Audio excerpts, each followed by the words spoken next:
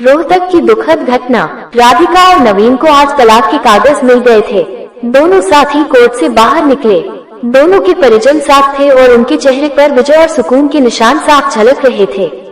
4 साल की लंबी लड़ाई के बाद आज फैसला हो गया था। 10 साल हो गए थे शादी को, मगर साथ में 6 साल ही रह पाए थे।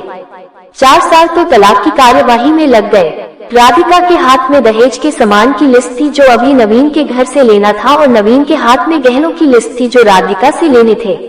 साथ में कोर्ट का यह आदेश भी था कि नवीन 10 लाख रुपए की राशि एकमुश्त राधिका को चुकाएगा। राधिका और नवीन दोनों एक ही टेम्प में बैठकर नवीन के घर पहुंचे। दहेज में दिए सामान की निशानदेही राधिका को करनी थी, इसलिए 4 वर्ष बाद ससुराल जा रही थी। आखिरी बार, बस उसके बाद कभी नहीं आना था उधर। सभी परिजन अपने अपने घर जा चुके थे। बस 3 प्राणी बचे थे, नवीन, राधिका और राधिका की माता जी। नवीन घर में अकेला ही रहता था। माँ बाप और भाई आज भी गांव में ही रहते हैं। राधिका और नवीन का इकलौता बेटा जो अभी 7 वर्ष का है, कोर्ट के फैसले के अनुसार बालिग होने तक वह राधिका के पास ही रहेगा। नवीन महीने में एक बार उससे मिल सकता है। घर में प्रवेश करते ही पुरानी यादें ताजी हो गई।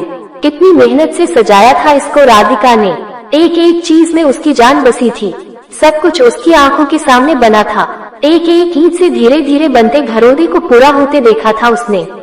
सपनों का घर था उसका। कितनी शिद्दत से नवीन ने उसके सपने को पूरा किया था। नवीन थकाहारा सा सोफे पर पसर गया। बोला, ले लो जो कुछ भी चाहिए, मैं तुझे नहीं रोकूंगा। राधिका ने अब गौर से नवीन को देखा। 4 साल में कितना बदल गया है। बालों में सफेदी झांकने लगी है। शरीर पहले से आधा रह गया है। 4 साल में चेहरे की रौनक गायब हो गई। वो स्टोर रूम की तरफ बढ़ी जहां उसके दहेज का अधिकतर सामान पड़ा था। सामान ओल्ड फैशन का था, इसलिए कबाड़ की तरह स्टोर रूम में डाल दिया था। मिला भी कितना था उसको दहेज। प्रेम विवाह था दोनों का। घर वाले तो मजबूरी में साथ हुए थे। प्रेम विवाह था, तभी तो नजर लग गई किसी की, क्योंकि प्रेमी जोड़ी को हर कोई टूटता हुआ देखना चाहता है। बस एक बार पीकर बहक गया था नवीन। हाथ उठा बैठा था उस पर। बस वो गुस्से में मायके चली गई थी। फिर चला था लगाने सिखाने का दौर। इधर नवीन के भाई भाभी और उधर राधिका की माँ। नौबत कोर्ट तक जा पहुंची और तलाक हो गया। न राधिका लौटी और न नवीन लाने गया। राधिका की माँ बोली, कहाँ है तेरा सामान?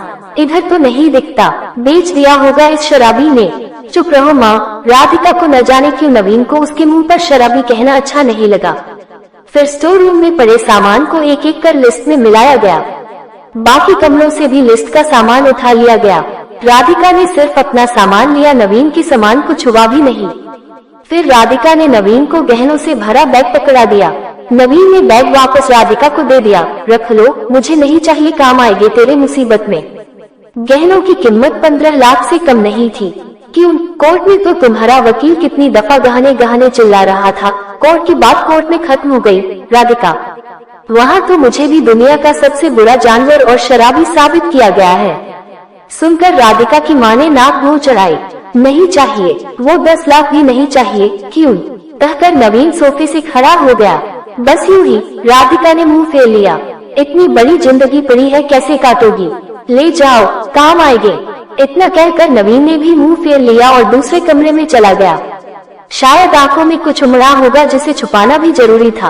राधिका की माताजी गाड़ी वाले को फोन करने में व्यस्त थी। राधिका को मौका मिल गया। वो नवीन के पीछे उस कमरे में चली गई। वो रो रहा था, अजीब सा मुंह बनाकर, जैसे भीतर के सैलाब को दबाने दबाने की जद्दोजहद कर रहा हो। राधिका ने उसे कभी रोते हुए नहीं देखा था। आज पहली बार देखा, न जाने क्यों दिल को कुछ सुकून सा मिला। मगर ज्यादा भावुक नहीं हुई। सधे अंदाज में बोली, इतनी फिक्र थी तो क्यों दिया तलाक? मैंने नहीं, तलाक तुमने दिया। दस्तखत तो तुमने भी किए, माफी नहीं मान सकते थे। मौका कब दिया तुम्हारे घर वालों ने? जब भी फोन किया काट दिया। घर भी आ सकते थे, हिम्मत नहीं थी। राधिका की माँ आ गई। वो उसका हाथ पकड़कर बाहर ले गई। अब क्यों मुंह लग रही है इसके? अब तो रिश्ता भी खत्म हो गया। माँ बेटी बाहर बरामदे में सोफे पर बैठकर गाड़ी का इंतजार करने लगी। राधिका के भीतर भी कुछ टूट रहा था। दिल बैठा जा रहा था। वो सुंदर सी पलटी जा रही थी। जिस सोफे पर बैठी थी उसे गौर से देखने लगी। कैसे कैसे बचत करके उसने और नवीन ने वो सोफा खरीदा था। पूरे शहर में घूमी तभी पसंद आया था। फिर उसकी नजर सामने तुलसी के सूखे पौधे पर गई। कितनी शिद्दत से देखभाल किया करती थी। उसके साथ तुलसी भी घर छोड़ गई। घबराहट और बड़ी तो वह फिर से उठकर भीतर चली गई। माँ ने पीछे से पुकारा मगर उसने अनसुना कर दिया। नवीन बेड पर उल्टे मुंह पड़ा था। एक बार तो उसे दया आई उस पर, मगर वह जानती थी कि अब तो सब कुछ खत्म हो चुका है, इसलिए उसे भावुक नहीं होना है। उसने सरसरी नजर से कमरे को देखा। अस्त व्यस्त हो गया है पूरा कमरा। कहीं कहीं तो मकड़ी के जाले झूल रहे हैं। कितनी नफरत थी उसे मकड़ी के जालों से। फिर उसकी नजर चारों ओर लगी उन फोटो पर गई जिनमें वो नवीन से लिपट कर मुस्कुरा रही थी। कितने सुनहरे दिन थे वो। इतने में माँ फिर आ गई। हाथ पकड़ कर फिर उसे बाहर ले गई। बाहर गाड़ी आ गई थी। सामान गाड़ी में डाला जा रहा था। राधिका सुनसी बैठी थी। नवीन गाड़ी की आवाज सुनकर बाहर आ गया। अचानक नवीन कान पकड़कर घुटनों के बल बैठ गया। बोला, मत जाओ, माफ कर दो। शायद यही वो शब्द थी जिन्हें सुनने के लिए 4 साल से तड़प रही थी। सब के सारे बांध एक साथ टूट गए। राधिका ने कोर्ट के फैसले का कागज निकाला और फाड़ दिया, और माँ कुछ कहती उससे पहले ही लिपट गई नवीन से। साथ में दोनों बुरी तरह रोते जा रहे थे। दूर खड़ी राधिका की माँ समझ गई कि कोर्ट का आदेश दिलों के सामने कागज से ज्यादा कुछ नहीं। काश उनको पहले मिलने दिया होता। अगर माफी मांगने से ही रिश्ते टूटने से बच जाए तो माफी मांग लेनी चाहिए।